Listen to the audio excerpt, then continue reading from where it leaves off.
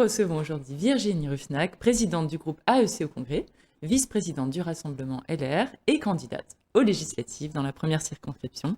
Virginie Ruffnac, bonjour. Bonjour. Merci d'être chez nous, d'avoir accepté notre invitation. Alors, on attaque direct par une question sur ces élections. Alors, lors de l'élection présidentielle, on rappelle que vous aviez été soutien de Valérie Pécresse, qui a obtenu moins de 5% des suffrages, un score plutôt faible, qui fait que certains candidats officiellement investis pour les législatives refusent finalement de se présenter sous l'étiquette LR, n'y voyant plus de sens, mais ce n'est pas votre cas. Pourquoi ? Alors vous savez, l'élection présidentielle et l'élection législative, ce sont vraiment deux élections très différentes. Nos institutions nationales, d'ailleurs, sont constituées ainsi. Vous avez un président de la République, un exécutif, et puis vous avez le Parlement qui regroupe des parlementaires, l'Assemblée, qui doit être constituée par ces élections législatives, et puis aussi le Sénat. Et tout ça fait un contre-pouvoir, un équilibre où chacun a quelque chose à apporter. Personne n'est un soldat de l'autre, et les choses se construisent avec un système français de contre-pouvoir qui est sain pour la démocratie. Donc aujourd'hui, cette élection législative, c'est une élection qui va déterminer des candidats qui sont ancrés dans leur territoire et qui ont capacité, et en particulier pour la Nouvelle-Calédonie, à porter la voix des habitants de la Nouvelle-Calédonie avec nos grands enjeux à Paris, à l'Assemblée nationale, pour que l'État accompagne notre territoire, prenne les bonnes décisions dans un contexte particulièrement difficile. Donc pour vous, il y a quand même un intérêt à siéger à l'Assemblée nationale si vous l'emportez, sans pour autant faire partie de la majorité présidentielle, vous aurez quand même voix au chapitre. Bien sûr, parce que ça voudrait dire sinon que dès que le président change, eh bien, en fait, quand vous êtes élu localement, vous changez de conviction au gré du vent et puis vous allez vous aligner sur le président de la République chaque fois qu'il est différent. C'est pas ma vision de la politique. La politique, c'est pas une question de poste, c'est une question de conviction, de ce qu'on défend.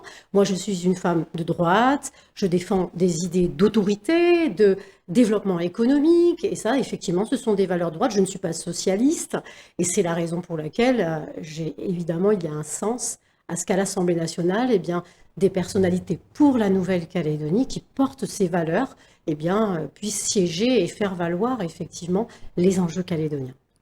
Alors très bien, donc la bataille des législatives bat son plein, on est à 2 semaines du premier tour.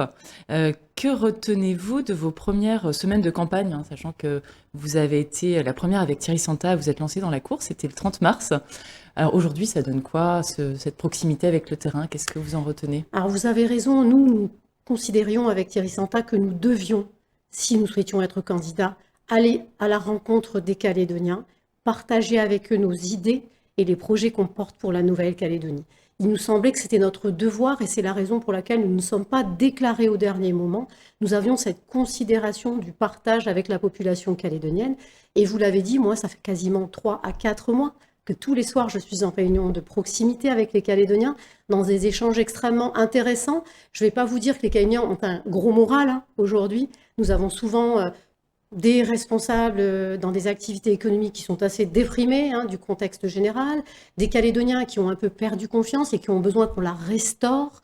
Et tous les sujets sont très intéressants, notamment ce que l'on conçoit aujourd'hui, ce que l'on constate, c'est que les Calédoniens, quelle que soit leur tendance politique, ils ont envie qu'on développe notre pays. Ils ne veulent plus qu'on se fâche, ils veulent qu'on construise l'avenir de leurs enfants.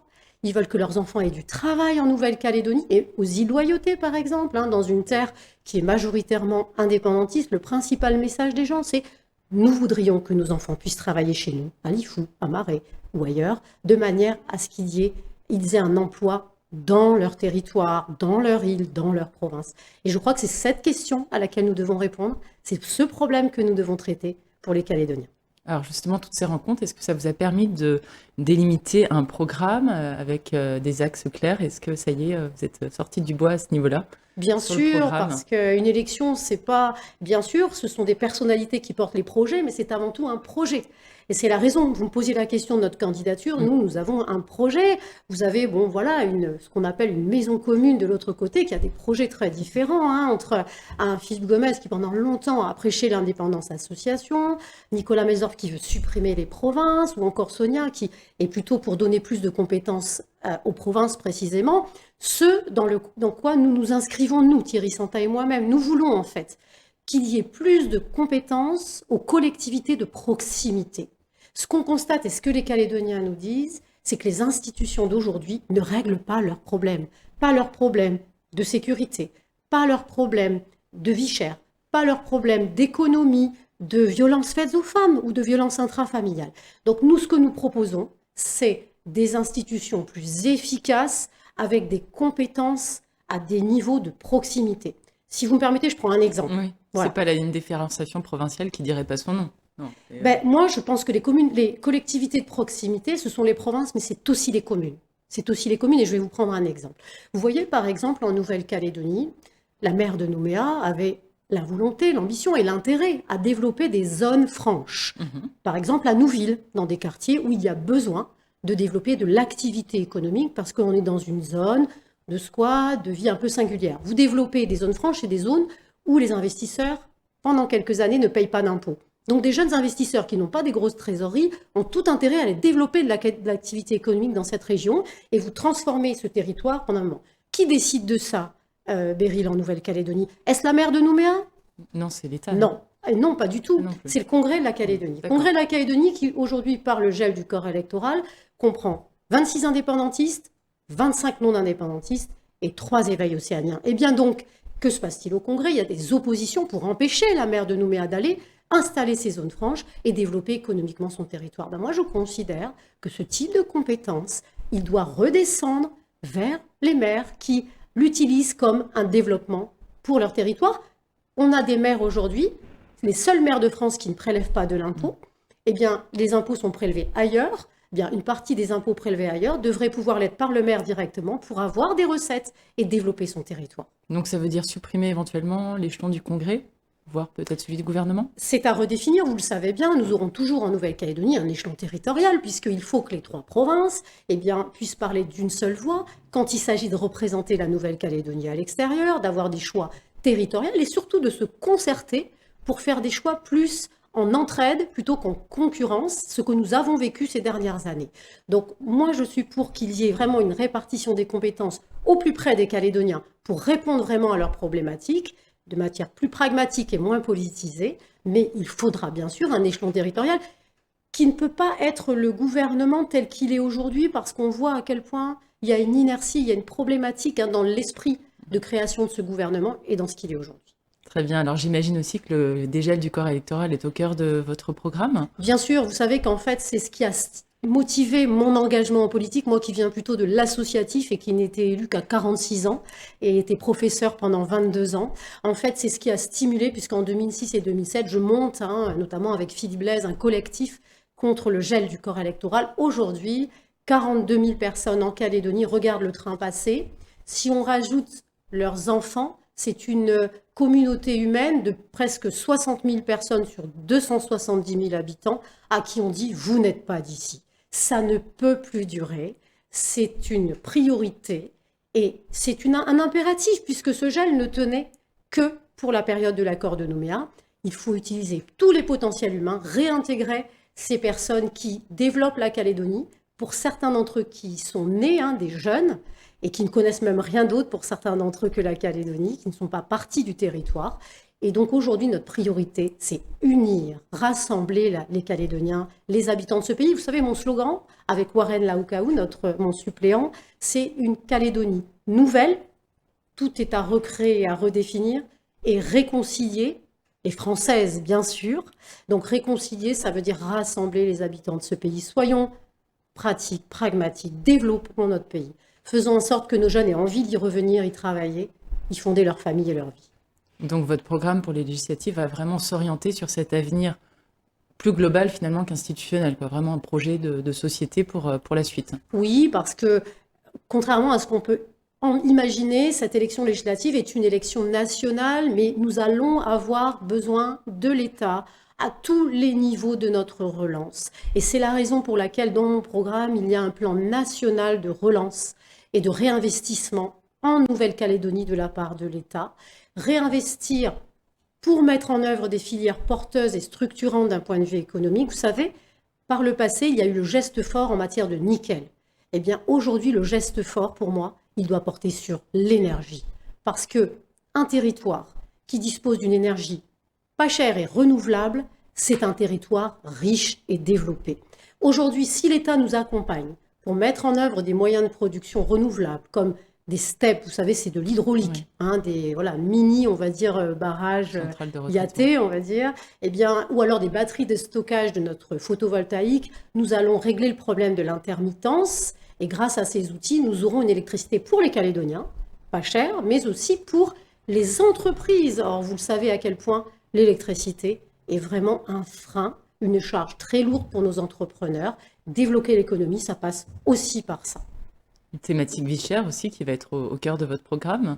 Bien sûr, et donc cette relance de l'économie à tous les niveaux, elle doit permettre justement que, contrairement à ce qui se passe aujourd'hui au gouvernement indépendantiste qui vient taxer les Calédoniens, donc limiter leur consommation, donc limiter la production dans notre pays et porter atteinte aux emplois, c'est tout le contraire qu'il faut faire. Je sais que les interpatronales, intersalariales discutent beaucoup pour, au contraire, abaisser les charges, augmenter les salaires, relancer cette consommation nécessaire en Calédonie.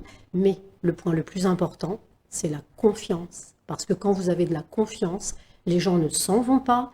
On relance aussi économiquement notre territoire. Et cette confiance, elle passe aussi, je crois, par le fait qu'on remette du lien social en Nouvelle-Calédonie. Donc moi, dans mon programme, vous verrez que je demande aussi dans le plan national de réinvestissement à l'État de nous accompagner pour développer la culture et le sport, aider les associations culturelles et sportives, parce que vous savez, en Nouvelle-Calédonie, c'est un tissu très important et qui permet de mettre de la fraternité, du lien entre les habitants de ce pays. Et quand vous avez du lien et une communauté unie, les discours extrémistes ne prennent plus du tout.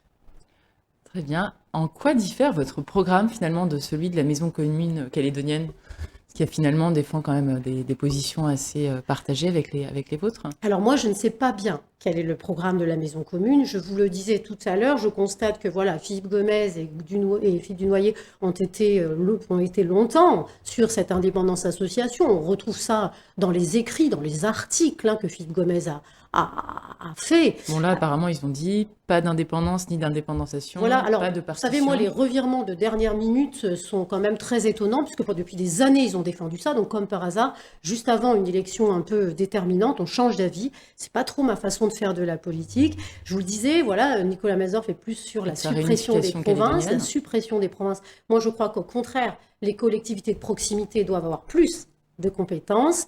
On est plutôt en phase, je le crois, avec Sonia Baquès sur effectivement le fait que nos provinces puissent avoir des compétences claires. Donc, la Maison commune, je ne sais pas très bien quel est leur projet. Moi, je sais quel est le mien. Et je crois que ces élections législatives, c'est l'effort de la clarté. Et c'est aux Calédoniens de choisir et à personne d'autre. Et c'est important qu'on ait cet moment de démocratie. Ça n'est pas aux élus de choisir qui sont les députés. C'est aux Calédoniens de choisir. C'est eux, par leur bulletin de vote, qui doivent choisir un projet, une personnalité, qui leur semble plus à même, cette personnalité, de les défendre au travers d'un projet dans lequel ils se retrouvent. Alors, quels que soient les résultats des législatives, une dernière question. Est-ce que vous rejoindrez cette fameuse maison commune calédonienne ou pour l'instant, c'est pas envisageable compte tenu de vos convictions quelque peu différentes? Vous savez, en 2019, quand on crée l'Avenir en confiance, il y a 2 objectifs à cela. Tout d'abord, rassembler les non-indépendantistes pour porter une voix commune d'une Calédonie dans la France. Ça, c'est notre premier objectif. Le second objectif, c'est mettre fin à un parti qui a fait preuve d'une immense ambiguïté en Nouvelle-Calédonie dans le camp des soi-disant non-indépendantistes. Et je parle du parti de Philippe Gomez, de Philippe Dunoyer, de Calédonie Ensemble, qui, quand on va au comité des signataires à Paris en 2018 pour choisir la question du référendum, s'aligne tout de suite avec les indépendantistes sur une question pleine souveraineté que personne ne comprend. D'accord ? Alors que nous, et c'est marqué dans les relevés de conclusion, nous souhaitons, je souhaite que la Calédonie reste dans la France, je souhaite que la Calédonie accède à l'indépendance, on fait le choix de la clarté. Philippe Gomez est aligné avec les indépendantistes là-dessus, nous perdons ce combat. Sur l'inscription des natifs coutumiers, d'office, contrairement aux autres, pareil, il joue l'ambiguïté.